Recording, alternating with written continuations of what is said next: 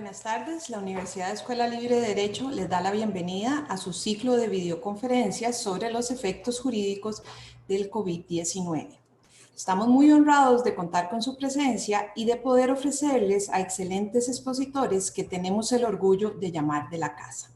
Antes de entrar a la charla, quería recordarles que por razón de orden, al finalizar el expositor se abrirá un espacio de preguntas y respuestas.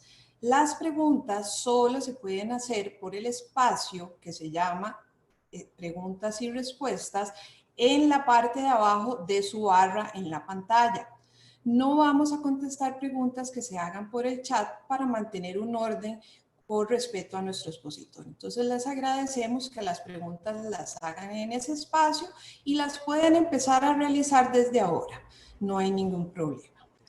Hoy les traemos la excepción en la excepcionalidad, la limitación de derechos constitucionales en los supuestos de emergencia, a cargo del doctor Luis Cervantes Gamboa, quien es licenciado de la Universidad de Costa Rica con estudios de posgrado en Ciencia Política de la Universidad de Salamanca, España. Es doctor en Libertades Públicas y Derechos Fundamentales de la Universidad de Da Coruña, España. Es letrado en la Sala Constitucional de la Corte Suprema de Justicia y profesor en la Universidad de Costa Rica y en la Escuela Libre de Derecho. Sin más, le doy la palabra y la imagen a don Luis.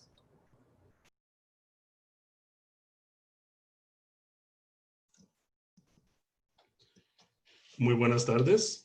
Gracias, Cristina, por su gentil presentación. Muchísimas gracias a todos los participantes de este foro que se ha abierto para el día de hoy, de esta actividad más bien. Y en primer lugar, también agradecer a la Universidad de Escuela Libre de Derecho por la iniciativa que ha tomado en estos días de fomentar este tipo de actividades de webinar, como se les llama actualmente, de seminarios virtuales, aplicaríamos más bien la acepción, para mantener no solamente unida la comunidad académica en torno a la Escuela Libre de Derecho, sino también con temas de gran actualidad como los que ahora nos ocupan y nos han venido atendiendo desde hace un par de meses más o menos para acá. Entonces, los agradecimientos a la universidad, a Cristina por su presentación y a todos ustedes por participar en este momento y tener la gentileza de asistir a esta agenda del día de hoy. Bien. Como señalaba doña Cristina, el tema que nos ocupa es el de la excepción. En la excepcionalidad le hemos llamado, y ahora vamos a ver por qué excepción en la excepcionalidad. Referido básicamente al tema de la suspensión de derechos en supuestos de excepción. El título de la presentación habla de derechos constitucionales. Sin embargo, como ustedes muy bien sabrán, cuando hoy en día hablamos de derechos constitucionales, pues ciertamente hay una definición concreta y una diferenciación en lo que son derechos constitucionales, derechos fundamentales y derechos humanos, a la cual no nos vamos a ocupar propiamente en este momento, sino que simplemente que tomemos en cuenta que cuando hablemos de derechos constitucionales a los efectos de esta presentación, tenemos que ser necesariamente más comprensivos, con H intercalada, y no limitarnos únicamente a los derechos que están en la Constitución propiamente hablando. Porque los supuestos de excepción, los sistemas jurídicos en la actualidad especialmente, y precisamente nuestro propio ordenamiento, si de algo se caracteriza actualmente es de dejar de ser un ordenamiento netamente de raigambre constitucional, en el sentido de que cada vez más nos compenetramos a un ordenamiento que, si bien es cierto, por supuesto tiene sus fuentes nacionales, también tiene sus fuentes de origen internacional y que son neta y plenamente aplicables en el ámbito interno. Por eso es que ya hoy en día no hacemos aquella diferenciación que durante muchos tiempos se hizo de la doctrina monista y dualista en materia de derechos fundamentales, de derechos humanos y de derechos constitucionales propiamente hablando, sino que ahora más bien hablamos de un sistema realmente integrado en materia de protección de derechos. Eso es lo que ha dado también el paso en lo que se ha identificado, el paso de sistemas de carácter subsidiarios a sistemas más bien de corte complementario en materia de protección de derechos. ¿Qué significa esto?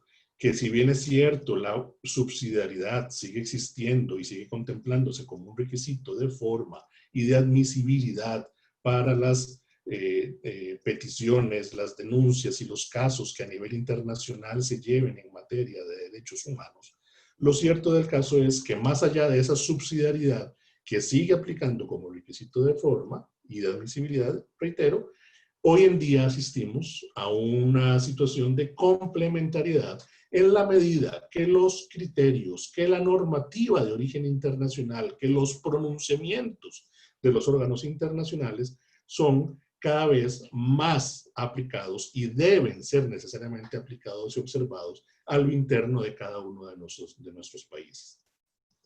Ejemplos de la situación son amplios y son diversos, no vamos a detenernos ahorita en cada uno de ellos, pero podríamos comentarlo si fuera necesario más adelante.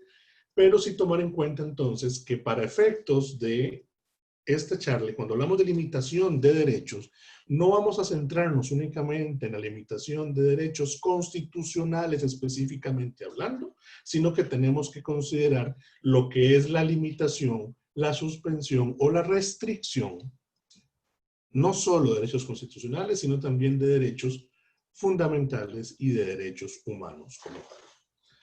Y ahorita vamos a empezar a desmenuzar esto que estamos conversando en este momento. Cuando hablamos de excepción y hablamos de situaciones de emergencia como motivadores de esa excepción, inmediatamente nos surge en nuestra mente, en nuestra memoria, y escuchamos algunas de las cosas que hemos estudiado, sobre todo en nuestros procesos previos de formación a nivel jurídico, que dichosamente en nuestra realidad jurídica nacional no hemos debido aplicar de esa manera, pero resurgen en nuestras voces internas los llamados estados de excepción, y algunas veces más llamados también estados de sitio, los supuestos de excepción contemplados en la normativa, tanto nacional como internacional. ¿Qué son propiamente los supuestos de excepción? ¿Qué son esas situaciones de emergencia que dan lugar a lo que se conoce como supuestos de excepción? ¿Cuándo un supuesto de excepción permite la limitación de derechos y en qué medida se pueden limitar los derechos y cuáles derechos son limitables? Porque no todos los derechos son limitables, restringibles o suspendibles en supuestos de excepción. Vamos a ver.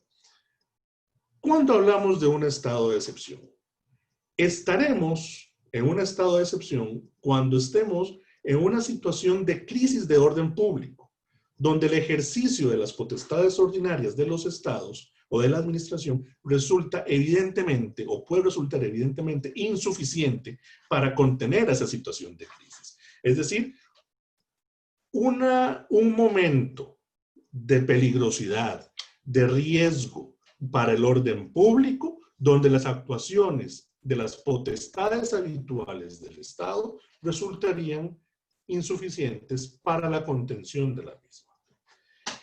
Aplicando esa circunstancia a lo de la pandemia que actualmente estamos atendiendo por el virus denominado COVID-19, o el SARS-CoV-19, recientemente la Comisión Interamericana de Derechos Humanos ha precisado bastante bien que las estrategias implementadas por los estados, incluyendo por supuesto Costa Rica, han sido diversas o han sido variadas, en el sentido de que han pasado tanto por las posibilidades de establecer claramente estados de excepción, como también declaratorias de emergencia, como ha sido el caso costarricense, o también estados de catástrofe o calamidad pública o emergencias sanitarias, como también se le ha dado a llamar en Costa Rica. Hemos utilizado acá las dos acepciones de declaratoria de emergencia y declaratoria de emergencia sanitaria.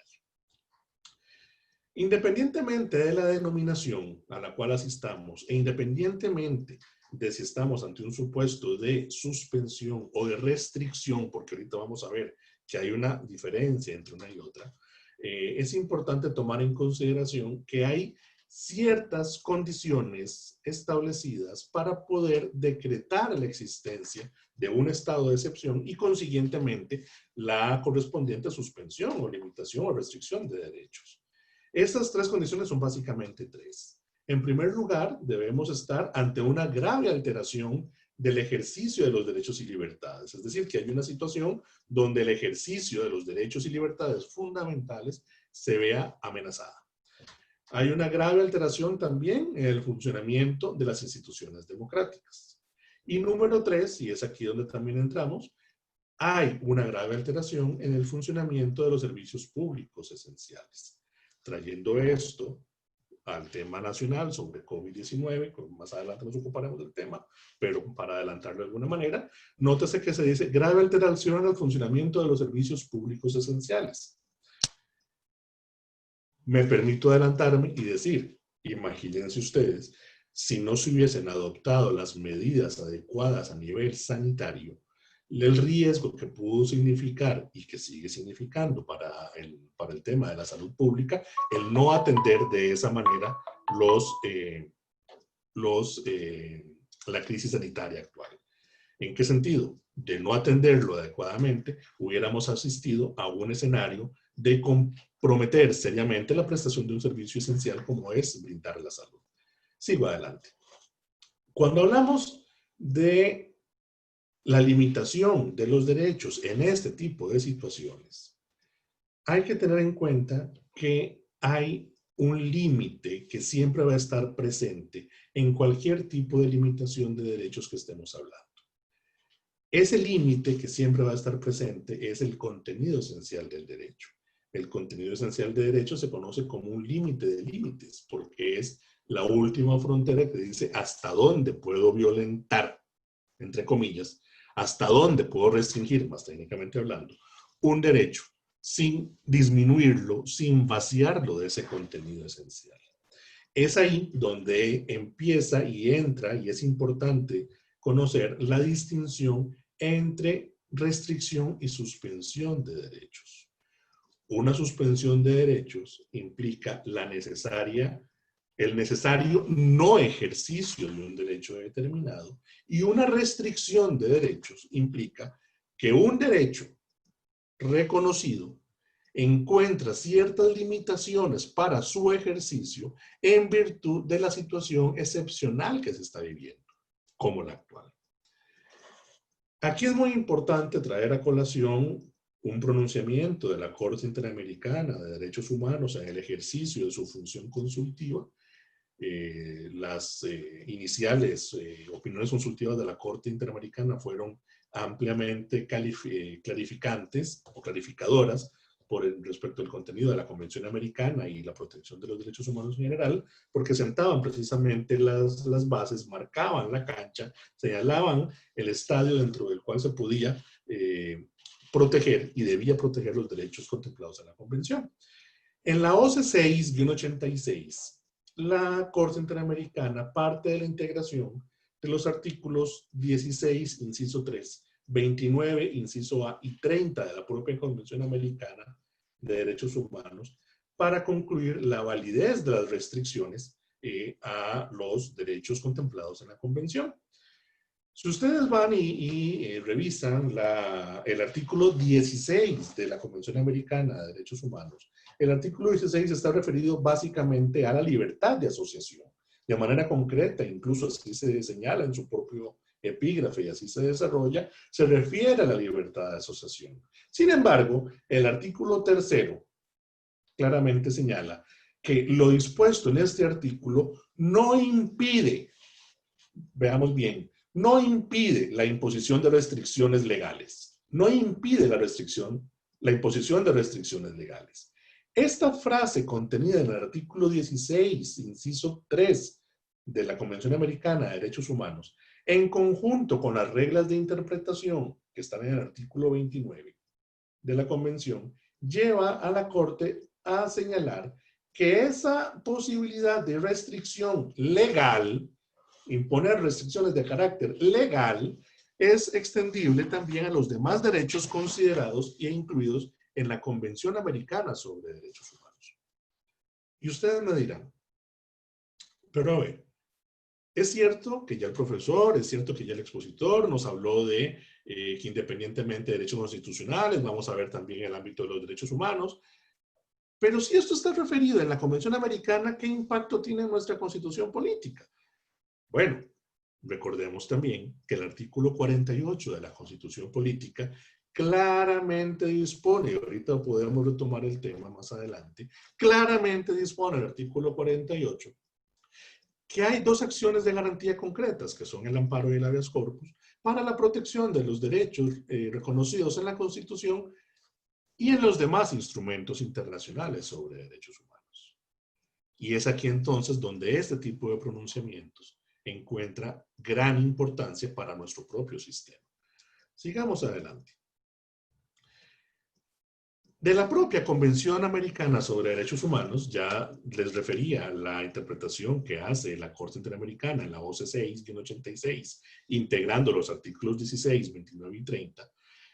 También tenemos que atender nosotros mismos a la integración de los artículos 27, 25, 29 y 30 de la Convención Americana. Repito, 27, 25, 29 y 30.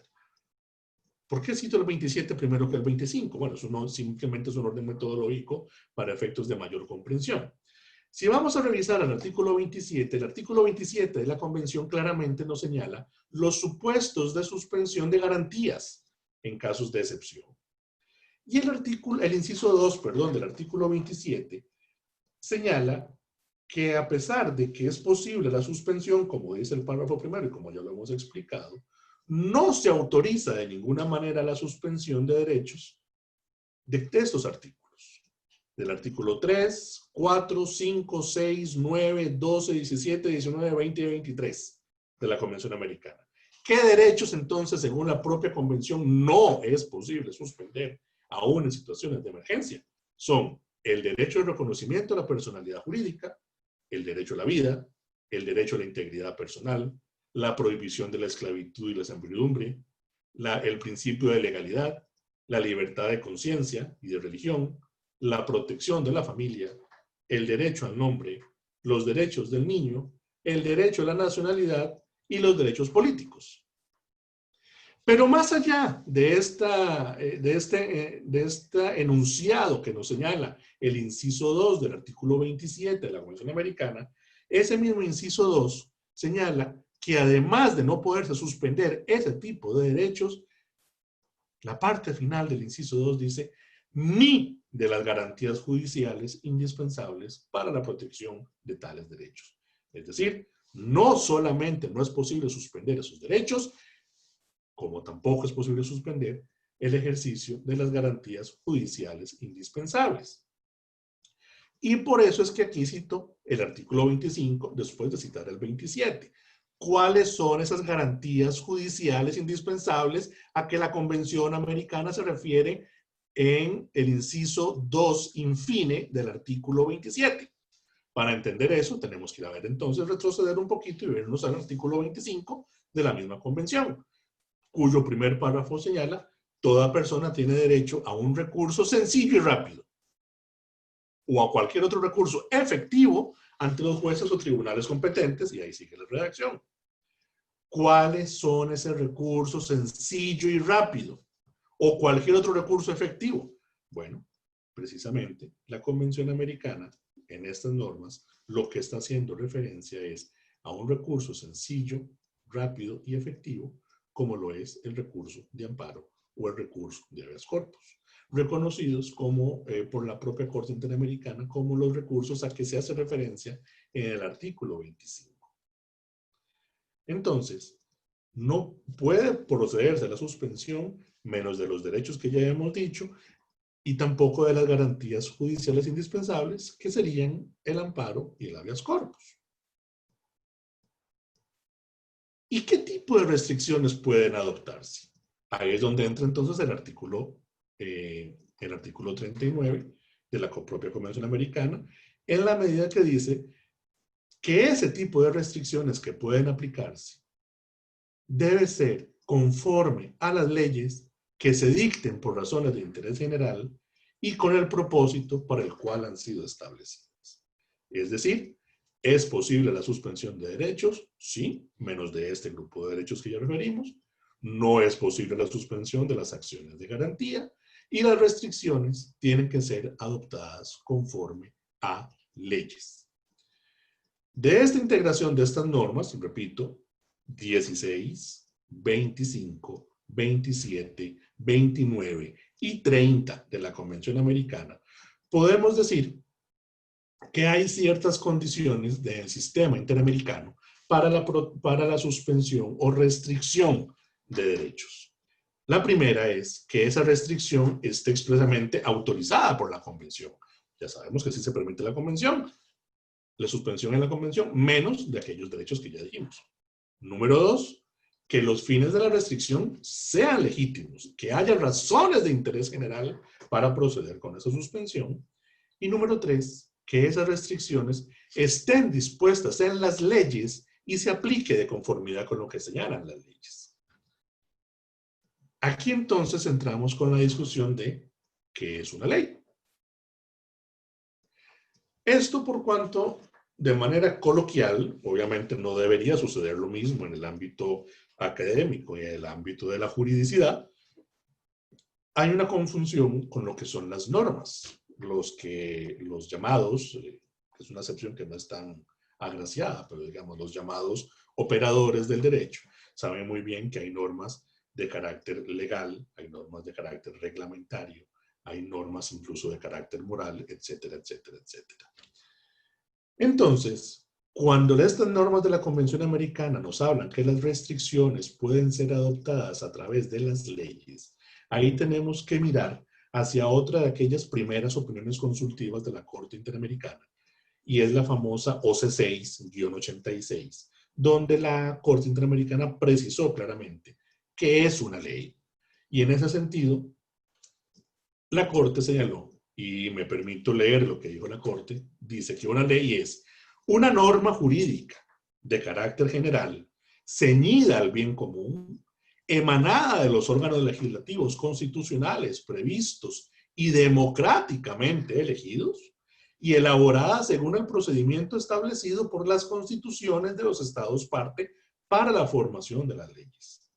Por lo tanto, dice la Corte, solo la ley formal tiene aptitud para restringir el goce o ejercicio de los derechos reconocidos por la Convención. Dicho de otra manera, una ley es aquella norma que emana del Poder Legislativo mediante los procedimientos establecidos al efecto, y no por un Poder Legislativo convocado ad hoc o en la situación, sino que claramente nos dice órganos legislativos constitucionalmente previstos y democráticamente elegidos, y elaborada según el procedimiento establecido por las constituciones de los estados partes. Ahí entonces sabemos ya lo que la Corte se refiere a ley. La Corte dice lo que es la ley para la Convención Americana. Es ese tipo de normas jurídicas emanadas de los órganos legislativos por los procedimientos formalmente establecidos. Hecha esta salvedad, es importante señalar, y me permito retomar lo que venía en la línea de argumentación que venía respecto de la imposibilidad de suspensión de las garantías judiciales de los recursos establecidos en el artículo 25 de la Convención Americana.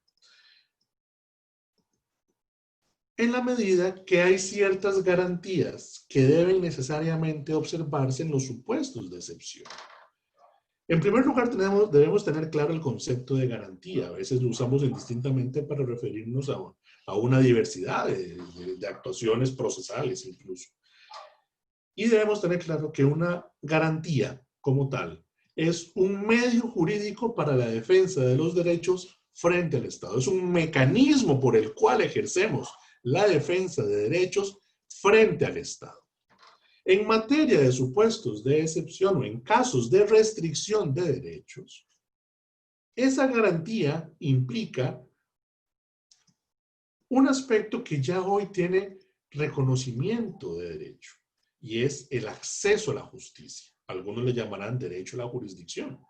Sin embargo, es más comprensivo nuevamente referirnos al derecho de acceso a la justicia. Y este derecho de acceso a la justicia implica algunos aspectos que deben siempre estar vigentes y que no son tampoco propendibles de ser suspendidos.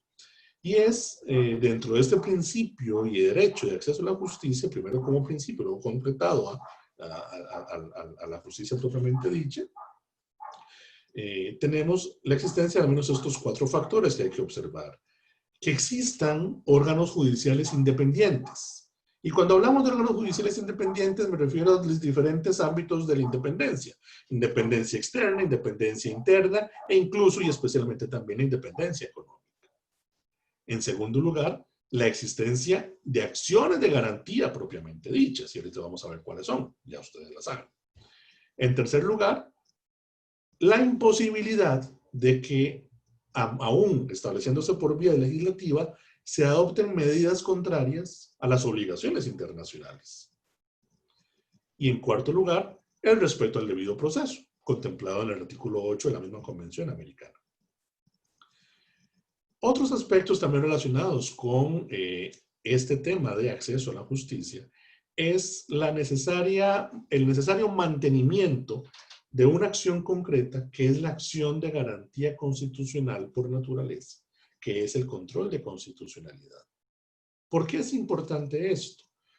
Porque si estamos refiriendo que las restricciones a los derechos deben ser adoptadas a través de la implementación de leyes, esas leyes deben estar entonces sujetas al control de constitucionalidad.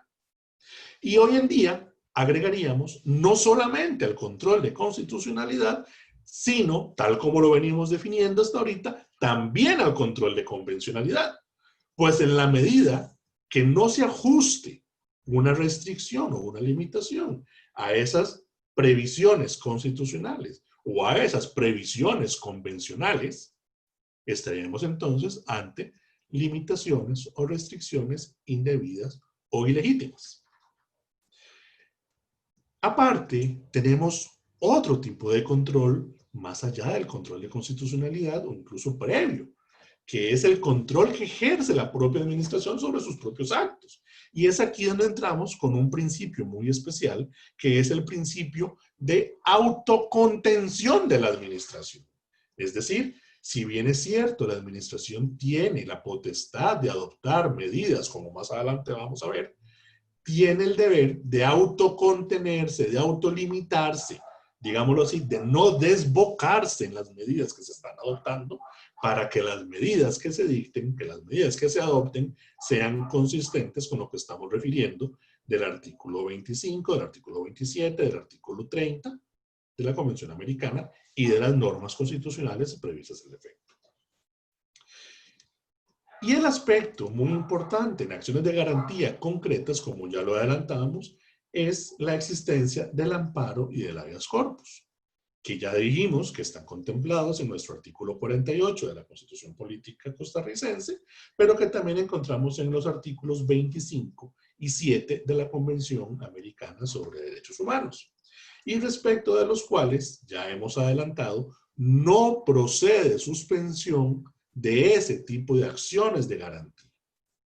En virtud de lo señalado en estas mismas normas, artículo 7, artículo 25, incluso el artículo 26 de la Convención Americana, y porque así también lo establece el artículo 31, inciso primero, de otro instrumento que es muy importante, que es la Convención de Viena sobre el Derecho de los Tratados, que es el que refiere la interpretación de buena fe de las normas que establecen obligaciones internacionales. Este cumplimiento de buena fe es un principio del derecho internacional de los derechos humanos, es el Pacta Sunt Servanda, y que se reitera también en la ya señalada resolución reciente de la Comisión Interamericana sobre Derechos Humanos, como ahorita vamos a seguir hablando. Pero concretamente, la no suspensión de este tipo de acciones de garantía la vamos a encontrar en otra opinión consultiva de la Corte Interamericana. Además del desarrollo normativo que hemos referido, también hay un pronunciamiento judicial interamericano que nos refiere a la imposibilidad de esta suspensión, y lo encontramos en la opinión consultiva 3 de 1983, la OC 383. ¿Por qué dice la Corte que estas acciones de garantía no son suspendibles? Señala la Corte que el amparo y el habeas corpus son garantías judiciales indispensables. Son garantías judiciales indispensables para la protección de los derechos cuya suspensión está prohibida por el artículo 27 de la Convención Americana y que sirven para preservar la legalidad en una sociedad democrática. El pronunciamiento de la Corte llega a tal nivel que incluso señala a mí esta misma opinión consultiva que aquellos ordenamientos o aquellos estados que autoricen la limitación, la restricción de derechos en supuestos de emergencia, sería incompatible esa suspensión si fuera contraria a las obligaciones internacionales que impone la Convención. Es decir, que si la suspensión es contraria a lo que señala la Convención, sería abiertamente incompatible con las obligaciones internacionales asumidas por los Estados.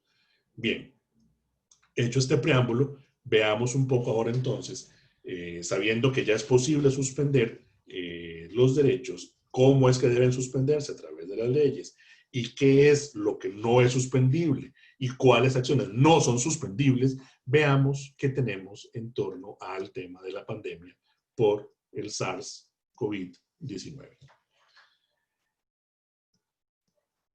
Sobre este tema ya propiamente de la limitación de derechos en el contexto de la pandemia, la que ya he señalado en 2 ocasiones, la resolución del 10 de abril de 2020 de la Comisión Interamericana de Derechos Humanos es altamente ilustrativa en la materia. Ya dijimos que esta resolución, que es la resolución 1-2020 de la Comisión Interamericana de Derechos Humanos de 10 de abril de este año, reconoce que los estados parte han implementado diversas estrategias, ya referimos, estados de excepción, decretos de emergencia sanitaria, etcétera, etcétera. La resolución contiene una afirmación que es vital y que es además muy acorde con los pronunciamientos que sobre la materia tiene nuestra propia Sala Constitucional y para efectos internos. Señala la Comisión Interamericana que el derecho a la salud es un derecho humano de carácter inclusivo. Un derecho de carácter inclusivo que guarda correspondencia con el goce de otros derechos. ¿En qué sentido? Si no hay derecho a la salud, no podríamos ejercer otro tipo de derechos o nos encontraríamos en una situación de imposibilidad de ejercer otro tipo de derechos o de hacer valer otro tipo de derechos. Señala esta misma resolución, y esto es muy interesante a los efectos de la pandemia, que reconociendo ese carácter de derecho inclusivo puede resultar imperativa, dice la Comisión, puede resultar imperativa la restricción del pleno goce de derechos. Es decir, que para proteger ese derecho consustancial, ese derecho inclusivo, puede llegar a ser imprescindible, necesarísimo, proceder a la restricción de algunos derechos. Es decir, que si no se procediese a la restricción de algunos derechos, no estaríamos dando debida protección al derecho a la salud. Y al ser el derecho a la salud un derecho inclusivo que trasunta todos los demás derechos, de alguna forma estaríamos también poniendo en riesgo los demás derechos. Es por eso que partiendo de estas 2 percepciones, la consideración del derecho de la salud como derecho inclusivo y el reconocimiento de que puede resultar imperativo adoptar medidas, en la parte resolutiva de esta resolución de la Comisión Interamericana, se señala en el punto 3 de la parte dispositiva que los estados deben adoptar medidas de forma inmediata. ¿Medidas de forma inmediata para qué?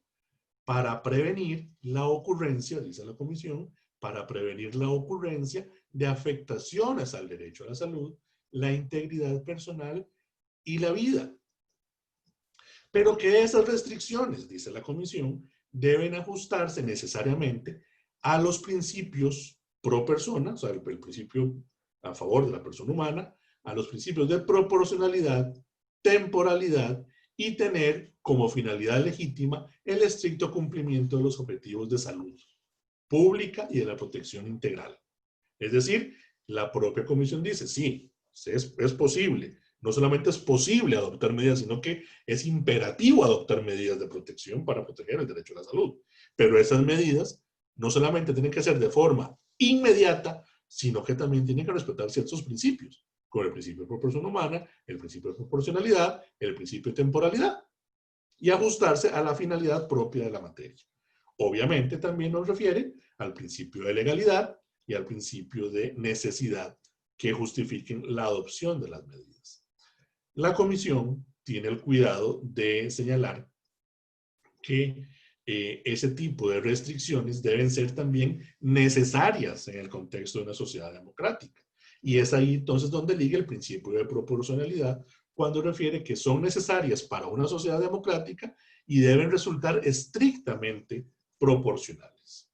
Por eso, más allá de aquellos requisitos que ya vimos al principio de esta presentación sobre la imposición de los supuestos de excepción, en concreto, para las medidas de restricción de carácter imperativo que la Comisión reconoce deben adoptar los estados, la propia Comisión señala algunas condiciones para esa restricción en estos estados de excepcionalidad.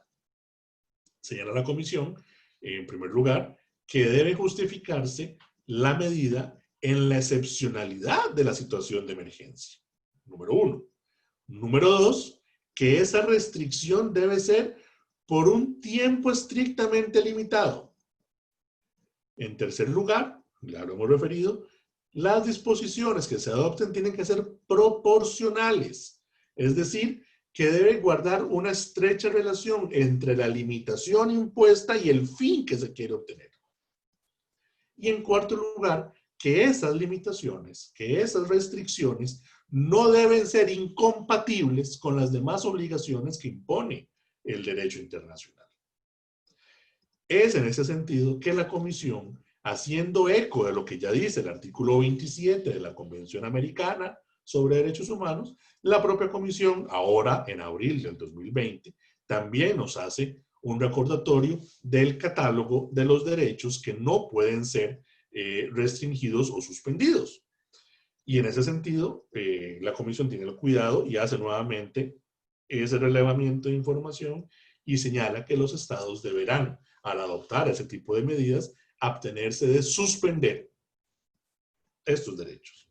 El derecho al reconocimiento de la personalidad jurídica, el derecho a la vida, el derecho a la integridad personal, la prohibición de la tortura, tratos crueles, inhumanos o degradantes, la prohibición de la esclavitud y la servidumbre, el principio de legalidad, la libertad de conciencia y religión, la protección de la familia, el derecho al nombre, los derechos de la niñez, el derecho a la nacionalidad, y los derechos políticos. Es decir, reitera el mismo catálogo ya señalado en el artículo 27. Entonces, vamos viendo, eso es importante tomarlo en consideración para lo que más adelante vamos a decir respecto del propio derecho interno nuestro. Y en el mismo orden de abstenerse de suspender ese tipo de derechos, claramente señala, y aquí sí los menciona de manera expresa, sin necesidad de acudir a opiniones consultivas de la Corte, señala en esta resolución que deberán los estados abstenerse de suspender los procesos judiciales idóneos. Entre ellos, señala la Comisión, las acciones de habeas corpus y amparo. Aquí sí lo dice expresamente. Entre ellos, las acciones de habeas corpus y amparo. Ya sabemos que hay otras. Ya hablamos del control de constitucionalidad, ya hablamos del control de convencionalidad, e incluso hablamos del principio de autocontención de la administración. Esta resolución de la Convención, además de marcar el escenario, marcar la cancha en estos aspectos, también tiene otras previsiones importantes que vale la pena mencionar. Y, por ejemplo, desde los puntos 25 al 34 de la resolución, de la parte expositiva, señala la Comisión que igualmente los estados deberán abstenerse de obstaculizar el trabajo de los defensores de derechos humanos, deberán abstenerse de obstaculizar el trabajo de los periodistas, deberá asegurarse el ejercicio de la libertad de información, evitar bloqueos informativos y evitar la censura previa. Y un punto muy importante que me parece relevante destacar, sobre todo el día de hoy, que en los últimos fechas he estado mencionando algo al respecto, es hasta qué punto algunas de las medidas a adoptar pueden incidir en el derecho a la intimidad y a la privacidad de las personas. Estoy hablando básicamente de algunas estrategias que se han comentado públicamente respecto del seguimiento mediante teléfonos celulares, el uso de plataformas tecnológicas, identificación de pacientes por esa vía o de personas en condición de riesgo. Y en este sentido, la resolución de la Comisión también tiene una previsión que es lo que ya adelantábamos que se tenía que adoptar en ese tipo de casos, que es necesariamente partir del consentimiento de la persona para recabar y difundir o utilizar más bien datos de carácter sensible. Es decir, hay que partir necesariamente del consentimiento y esto lo señala también la propia Comisión Interamericana en esta resolución 1-2020. ¿Y cómo está la situación en Costa Rica? Bueno, ya vimos cómo está el marco normativo del sistema interamericano, ya vimos que sí es posible la suspensión, ya vimos qué es lo que nos dice la Comisión Interamericana propiamente sobre el tema de la pandemia COVID-19 y qué es lo que hay que hacer. Y partiendo de esta previsión normativa y estos pronunciamientos de la Corte y de la Comisión, ¿cómo está la situación en Costa Rica? Bueno, el tema de la suspensión, y vamos a más bien a precisar el tema de la restricción de derechos, porque no estamos partiendo de un supuesto de suspensión absoluta de los derechos, sino que estamos restringiendo el ejercicio de algunos de ellos. Esa restricción es posible en Costa Rica, ya sabemos que por disposiciones legislativas, y aún tratándose de casos de suspensión, en casos de excepción, en estados de excepción, aún en esa circunstancia, debemos partir de la integración de los artículos 121, 140 de la Constitución, con los artículos 10 y 48 de la misma Constitución, y los ya mencionados artículos 25, 27, 29 y 30 de la Convención Americana, y el criterio de la Corte en las opiniones consultivas 3 y 6. Si hacemos esta integración de estas normas y de estos pronunciamientos, repito, 121 y 140 de la Constitución Política, 10 y 48 de la Constitución Política, 25, 27, 29 y 30 de la Convención Americana y opiniones consultivas 3 y 6, vamos a poder concluir que para la adopción de restricciones de derechos en Costa Rica apreciamos que existe un sometimiento del Poder Ejecutivo al Legislativo. Es decir, el Ejecutivo no puede adoptar por sí mismo las limitaciones, salvo una situación de extrema necesidad, que así lo amerite, y para lo cual hay regulaciones específicas en el mismo artículo 121 y 140 de la Constitución. Es decir, el Poder Ejecutivo tiene que implementar lo permitido y autorizado por el Poder Legislativo. Número 2.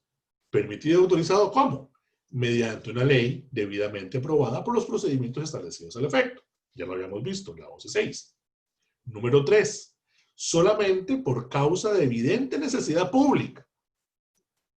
Evidente necesidad pública. Es un concepto que, si se quiere, algo indeterminado, pero que en una situación como la que estamos viviendo actualmente es bastante determinable.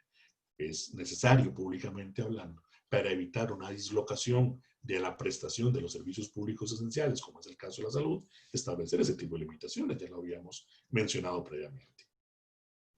Número 4, esas medidas deben ser entonces para salvaguardar el orden público y mantener la seguridad. Número 5, solo se decreta por la Asamblea Legislativa, aunque no haya iniciativa del Poder Ejecutivo. Hago la precisión que esto es propiamente para los estados de excepción, pero no impide la adopción de medidas como las que estamos viendo ahorita, por lo que vamos a referir en pocos minutos. Y número 6, no puede afectar de ninguna manera el funcionamiento del Poder Judicial, específicamente el funcionamiento de aquellos órganos dedicados al conocimiento y resolución de las acciones de garantía que bajo ningún supuesto pueden suspenderse, que ya ustedes recordarán, que yo lo he reiterado varias veces, son el habeas corpus, el amparo e incluso el control de constitucionalidad y el control de convencionalidad que está ligado con él. Como les digo, estas características de la limitación de derechos en el ordenamiento costarricense surgen, como ya se los he dicho, de la integración de los artículos 121, 140, 10 y 48 de la Constitución, 25, 27, 29 y 30 de la Convención Americana y las opiniones consultivas 3 y 6. Recuerden que ya el artículo 27 de la Convención nos hacía un catálogo de los derechos no suspendibles, que la Comisión Interamericana en la resolución reciente también nos hablaba de derechos insuspendibles y nos hacía la reiteración de aquel artículo 27. Pues nuestro artículo constitucional del artículo 121, el inciso 7, también señala cuáles derechos no son suspendibles o limitables bajo esos aspectos. Sin embargo, hay que hacer una atemperación en algunos de ellos. Señala el inciso 7 del 121 que no es posible la restricción o la limitación de la libertad de tránsito. Y ya algunos ya estarán pensando en algunos otros aspectos que ahorita vamos a comentar.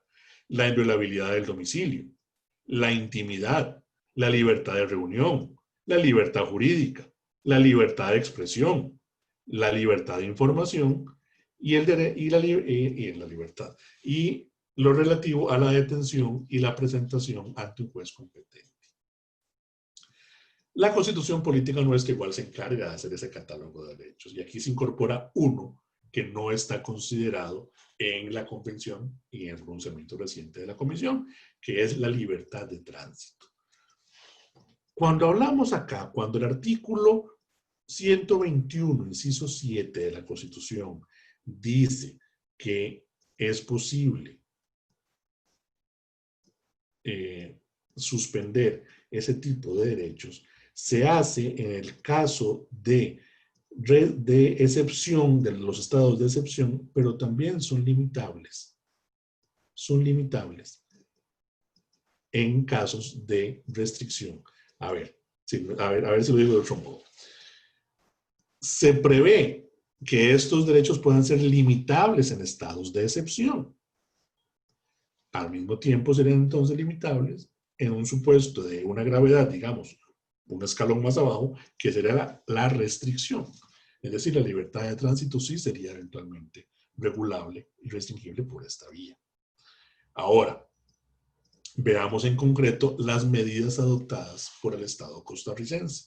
Y para esto voy a hacer referencia al primero de los acuerdos del Poder Ejecutivo que hubo sobre la materia para que entendamos esto en su completa dimensión. Voy a hacer referencia a lo señalado en el Decreto Ejecutivo 42.227, que es el que establece la declaratoria del estado de emergencia sanitaria en el país en virtud de la pandemia. Este decreto, el 42.227, y ustedes me dirán, ¿cómo decreto? ¿Por qué decreto? Si estamos hablando que solamente bajo leyes. Sí, solamente bajo leyes. Pero veamos el fundamento de este decreto. Este decreto nos habla y nos refiere, en primer lugar, a la Constitución Política. Precisamente el artículo 140, que habla de las potestades del Poder Ejecutivo. Nos refiere a la Ley General de la Administración Pública, los artículos 25, 27 y 28, también competencias del Poder Ejecutivo.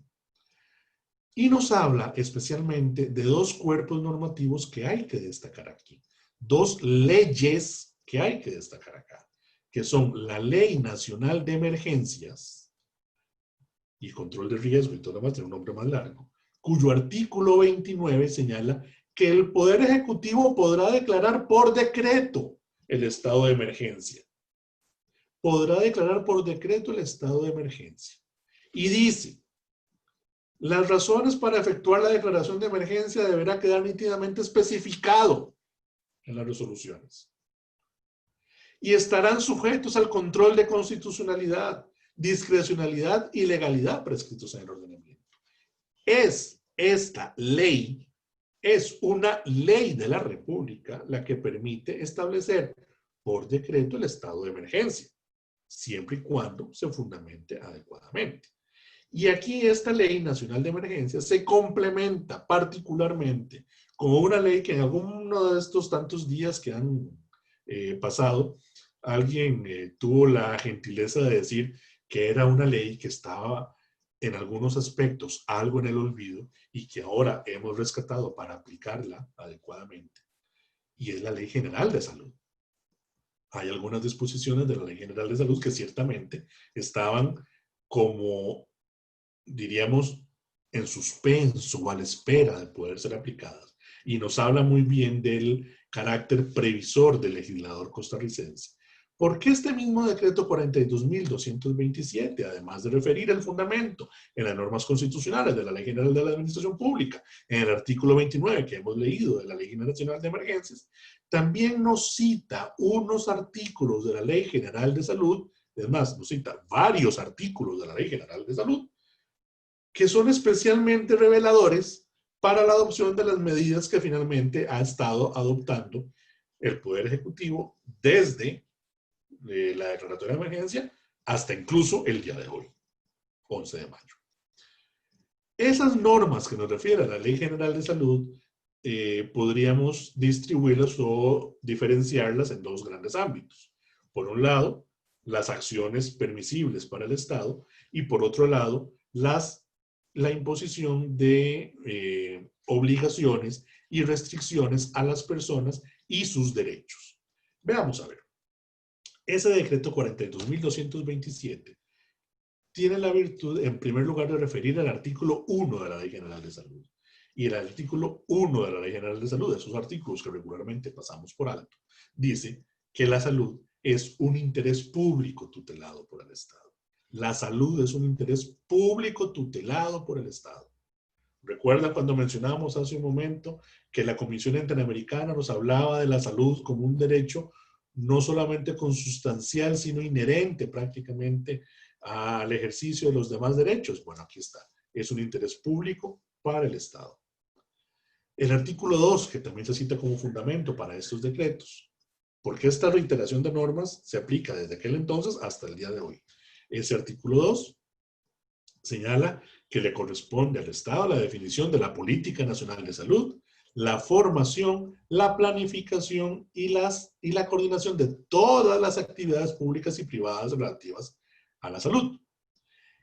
Y muy importante, el artículo 4, dentro de este grupo de normas relacionadas con las acciones que adopta el Estado, el artículo 4 de la Ley General de Salud dice que toda persona natural o jurídica queda sujeta a los mandatos de esta ley, de sus reglamentos y de las órdenes generales y particulares, ordinarias y de emergencia.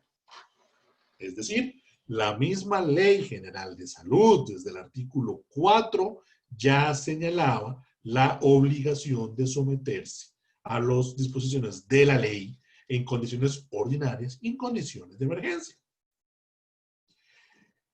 Y los artículos 340 y 341 de la Ley General de Salud, que habla de la posibilidad de dictar medidas de carácter general. Y el artículo 348, la posibilidad del Ministerio de Salud de hacerse acompañar del auxilio de la fuerza pública para el cumplimiento de estas medidas. Pero más interesante, más allá de las acciones que puede adoptar el Estado, son el otro grupo de normas que están relacionadas con las obligaciones que pueden imponerse a las personas y con la consiguiente limitación de sus derechos. Dentro de esas normas que se señalan en ese decreto, se mencionan algunas que posiblemente, de verdad, muchos pasaban por alto o estaban realmente a veces sin aplicarse, y que ahí están las normas y que permiten la actuación del Estado como lo estamos viendo actualmente. Nótese, por ejemplo, el artículo 148 de la Ley General de Salud nos habla de la obligación de todas las personas de mantener higiene personal para prevenir enfermedades transmisibles. Es decir, se puede imponer medidas relacionadas con higiene personal para prevenir enfermedades transmisibles. El artículo 155, y aquí ya estamos entrando muy directamente en la materia.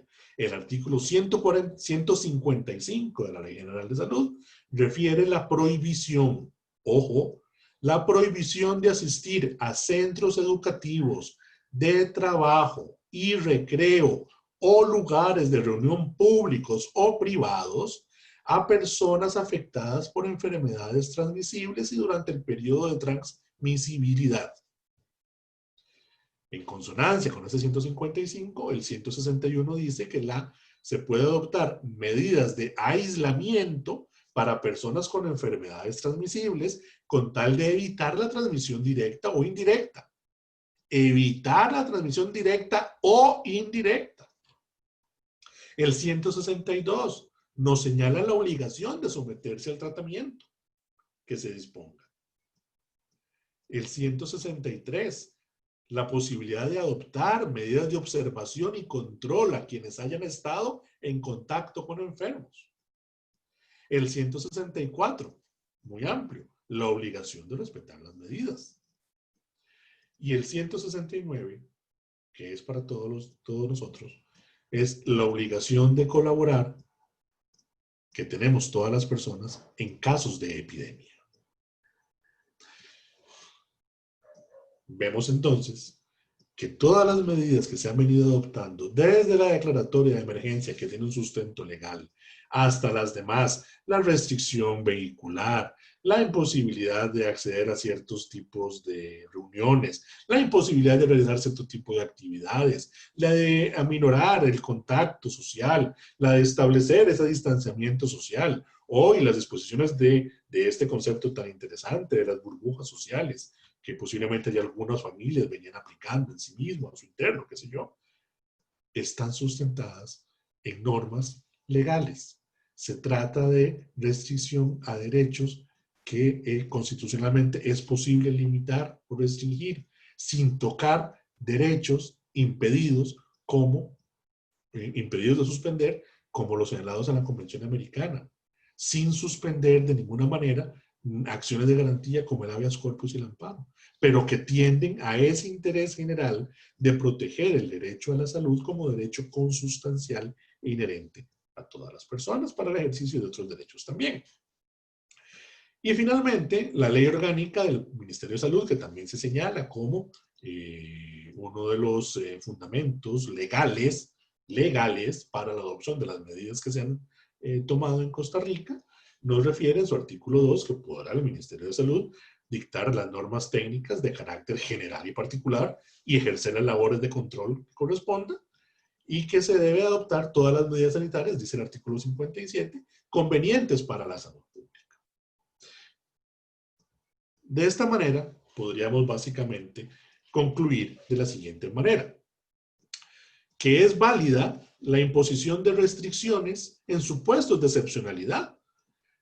Restricciones que deben buscar el bien común, y en este caso la protección del derecho a la salud como un derecho consustancial para el disfrute de los demás derechos. Que esas restricciones deben ser previstas, deben ser adoptadas mediante normas de carácter legal que así lo permitan, y sin que se proceda de ninguna manera a la suspensión de algunas otras de las demás acciones de garantía que son permisibles al efecto. Que Costa Rica optó por un modelo de declaratoria de emergencia sin acudir a una declaratoria de un estado de excepción ni a la limitación absoluta de los derechos. Y que esta limitación lo ha sido al amparo de la normativa preestablecida al efecto en el ámbito interno y respetando los parámetros internacionales. Lo han sido con base en las previsiones ya contempladas en la Ley General de Salud, la Ley Nacional de Emergencias, la Ley Orgánica del Ministerio de Salud, y sin contravenir de modo alguno las previsiones de la Convención Americana, de la Corte Interamericana y de la propia Comisión Interamericana de fecha reciente. Muchas gracias. Muchas gracias, don Luis. Pasamos al periodo de preguntas y respuestas. Hay una pregunta ya. No sé si gusta que se la lea o... Tengo una consulta de don Jimmy Fonseca. Me dice: según ha mencionado el ministro de Salud, en Costa Rica no puede aplicarse la figura de la cuarentena obligatoria, como por ejemplo en España e Italia, debido a que este instituto no está expresamente regulado en nuestro ordenamiento. Sin embargo, el artículo 121 de la Constitución Política faculta a la Asamblea Legislativa a suspender la libertad de tránsito, entre otras garantías individuales, ante un estado de necesidad pública. Dicho esto, y aquí viene la pregunta de don Jimmy, ¿no estaríamos técnicamente ante el mismo escenario? ¿O qué diferencias existen entre lo señalado en el 121 constitucional y una cuarentena obligatoria? Muy atinente la pregunta, don Jimmy. Efectivamente, en términos, veámoslo de esta manera, tal como le estaba terminando yo de señalar en las conclusiones que estaba arribando hace un momento, Costa Rica optó no por una suspensión absoluta de los derechos, sino por una limitación de los derechos. Esa limitación implica, bajo los parámetros técnicos que la administración ha considerado en estos casos, que no lleguemos a esa posibilidad de cuarentena obligatoria, sino simplemente de ir regulando el ejercicio de ciertas actividades. Jurídicamente hablando y en atención a lo que hemos explicado durante esta charla, en caso de llegar a ser necesario, no habría o no valoraría yo la inexistencia o la existencia de algún impedimento para que esa medida llegara a acordarse siempre y cuando se sigan ese tipo de parámetros que ya hemos señalado en cuanto a los supuestos de adopción de la restricción, si es que vamos a llegar a una restricción absoluta, como estaría previéndose una cuarentena obligatoria. Resumiendo, no se vería, de acuerdo a lo que hemos indicado, que haya una imposibilidad jurídica para proceder con ese tipo de medida.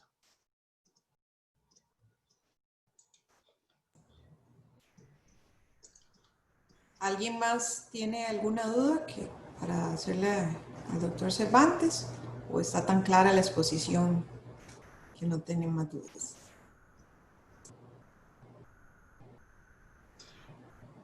Siempre que hay ausencia de preguntas o de participaciones en ese sentido, quedan dos aspectos. La más sencilla es la tentación de decir, es todo muy claro. y no hay dudas. O bien, que es la que más acongoja siempre, pues estuvo todo tan confuso que no se entendió nada y nadie puede preguntar nada. Entonces, siempre queda un halo de incertidumbre al respecto. Pero bueno, aquí estamos para cualquier comentario que pueda realizarse. No creo que sea la segunda. Además ya hubo una, Luis. Muchas gracias. Muchas gracias. Bueno, si no hay más consultas, entonces cerraríamos la actividad aquí.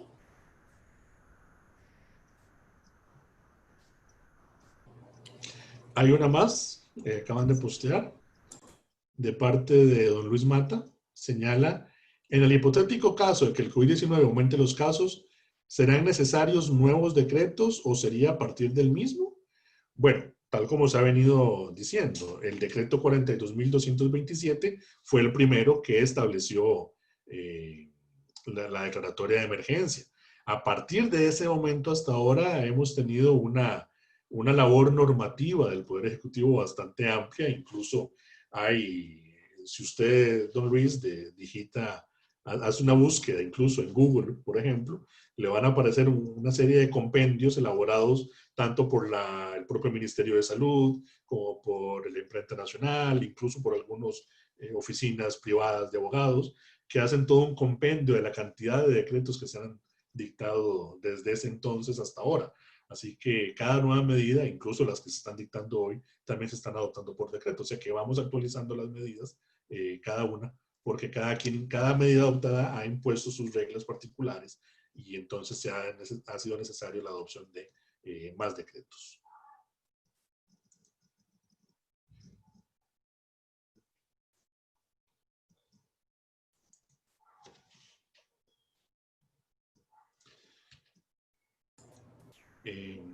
Don Luis, tenemos dos. Sí, hay dos más. Tengo una, perdón, doña Cristina. Tengo una intervención de don Marco Mora que dice, se justifica constitucionalmente la fuerte presencia policial en las calles con el tema de restricción. Bueno, tal como dijimos, una de las previsiones está en el artículo 348 de la Ley General de Salud, que es la posibilidad de recibir el auxilio de la fuerza pública para velar por el cumplimiento de las medidas impuestas. En todo caso, no sé la experiencia que haya podido tener don Marco. Hablo desde mi experiencia personal. Efectivamente, hemos visto efectivos de la policía ejerciendo labor de control, pero sin que esa presencia policial uno pueda llegar a decir que es una fuerte presencia policial o sentirnos apabullados, digámoslo de esa manera, o amedrentados en ese sentido. Me parece que la presencia policial que hay en las calles ha sido más bien en orden y en torno a poder implementar las medidas adoptadas por el Ministerio de Salud. Y don Luis Mata tiene un complemento a la pregunta que le había planteado. Dice dice que aparentemente no se debe entender. Dice, de una declaratoria de emergencia nueva. Bueno, esto sería un tema a considerar y a valorar por parte de las propias autoridades del Poder Ejecutivo. Ya tenemos una declaratoria de emergencia y esa declaratoria de emergencia lo que ha venido dictando es, o ha sido la base para nuevos decretos y establecer medidas concretas. Bajo mi perspectiva, podría utilizarse la misma decreto para adoptar unas medidas más consistentes que limite de alguna otro tipo de forma los derechos ya limitables. O sea, creo que no sería necesaria una nueva declaratoria de emergencia porque esa declaratoria inicial del decreto 42.227 me parece que es suficientemente consistente con las nuevas medidas que se han venido dictando. Tengo una intervención también, don Juan Antonio Menayo. Don Juan Antonio, un gusto saludarlo. Dice que se estaría excediendo el Poder Ejecutivo si paraliza los procedimientos administrativos al punto de suspender el dictado de resoluciones amparado en el decreto 42.227. Bueno, es una percepción muy interesante. Hasta el momento este tipo de procedimientos no ha finalizado. Incluso vemos informaciones constantes en la prensa que hay procesos administrativos de concesiones y todo lo demás que siguen adelante, que están avanzando y que no se ha detenido para nada. Sería excederse por parte del Poder Ejecutivo suspender los mismos. Bueno, referíamos que que las garantías que no pueden suspenderse está también la del debido proceso. Y por debido proceso, como ustedes saben muy bien, el debido proceso se regula en el artículo 8 de la Convención Americana sobre Derechos Humanos. Y en Costa Rica se le daba una lectura sesgada a ese artículo 8 de la Convención Americana y se aplicaba únicamente para procesos de carácter penal. Desde el 2018, a la fecha, disculpen que no tengo aquí el dato, pero es una sentencia de febrero del 2018. No tengo el número de sentencia en la memoria en este momento.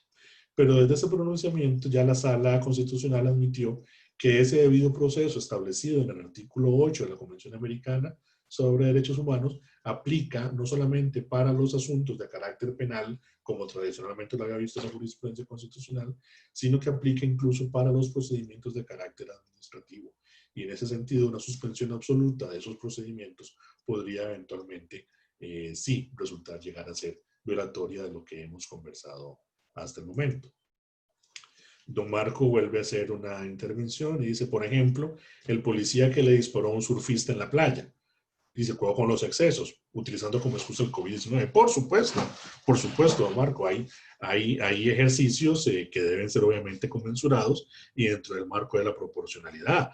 Me parece que ninguna de la normativa adoptada hasta el momento ha referido precisamente la posibilidad de llegar a hacer un uso de la fuerza como en este caso. Sucedió, me parece una situación bastante excesiva, ahí sí la puedo calificar de excesiva, pero que no es la generalidad de las medidas adoptadas ni implementadas por parte de la fuerza pública. Me parece que las labores de control y supervisión deben ser ejercidas dentro de ese marco de proporcionalidad y de razonabilidad y que de una actuación completamente al margen, como fue la de esta situación, sea efectivamente algo que no debe permitirse y para lo cual existen los canales de verificación y de impugnación correspondientes. De ahí la importancia, como hemos referido, de que acciones de garantía esenciales como el amparo y el habeas corpus no puedan ser de ninguna manera suspendibles en ese tipo de situaciones.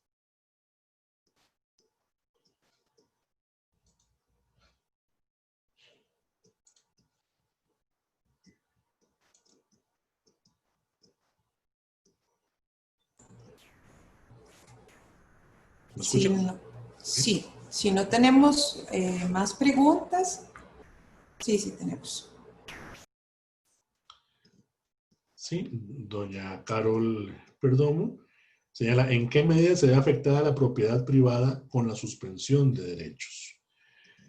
Bueno, ese es un tema bastante interesante, lo de la suspensión del tema del derecho a la propiedad privada, porque ya el derecho a la propiedad privada per se es un derecho que viene bastante limitado, no es un derecho absoluto en términos incluso constitucionales, donde claramente el derecho a la propiedad de nuestra normativa constitucional encuentra limitaciones en virtud de la función social de la propiedad. En ese sentido, uno podría decir, bueno, ¿en qué medida se me afecta la propiedad privada si me bajan las placas del carro? ¿En qué medida se me afecta el derecho a la propiedad privada si no pudiera hacer un ejercicio de la libertad de comercio sobre el hotel de mi propiedad y que no puedo comercializarlo? Qué sé yo, llegar a ese tipo de niveles donde el derecho a la propiedad siempre va a estar ligado con el ejercicio de otro tipo de derecho. Y en esa circunstancia lo que hay que ver es el derecho esencial que está en juego. Aquí vuelvo a lo que narraba al principio de la charla relacionado con lo del contenido esencial del derecho. Si se trata de una limitación, de una restricción que no vacíe de contenido el derecho a la propiedad privada, podría eventualmente ser limitable. Pero cada caso hay que verlo. Entonces habría que ver el tipo de restricción que se pudiera imponer o que se pensara imponer para determinar si la misma es viable o no es viable.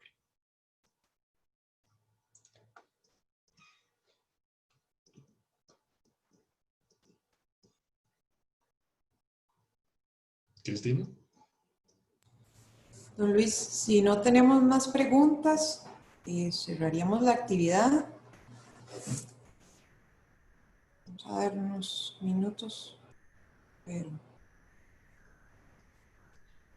creo que todo muy claro en su exposición y en las preguntas que le hicieron. Bueno, siendo así entonces, reiterar el agradecimiento a las personas que han tenido la bondad de participar y de escuchar esta presentación. El agradecimiento a la Universidad de Escuela Libre de Derecho por la oportunidad brindada y por realizar ese tipo de actividades académicas tan importantes en estos momentos y siempre, pero con temas de especial actualidad, como el que ahora nos ocupa. Y el agradecimiento a todos y que Dios permita que salgamos pronto de esas circunstancias y que los efectos en todo sentido, económicos, sociales, sanitarios y lo demás, logramos solventarlos de la mejor manera posible. Muchísimas gracias. Muchas gracias, don Luis. Excelente exposición, muy interesante saber si realmente entonces estas medidas están justificadas con la ley, que es lo que a la mayoría de los que estamos aquí nos interesa. Muy amplia su exposición en cuanto a los tratados internacionales y cómo se podría aplicar y el porqué de las medidas y su justificación jurídica. Le agradecemos como siempre su colaboración. Y los invitamos para mañana a las 10 de la mañana. Tendremos la charla de Derecho Internacional y el COVID-19, un cambio de paradigma, reflexiones sobre el derecho internacional privado y el comercio internacional. Buenas tardes y muchas gracias. Buenas tardes, muchas gracias.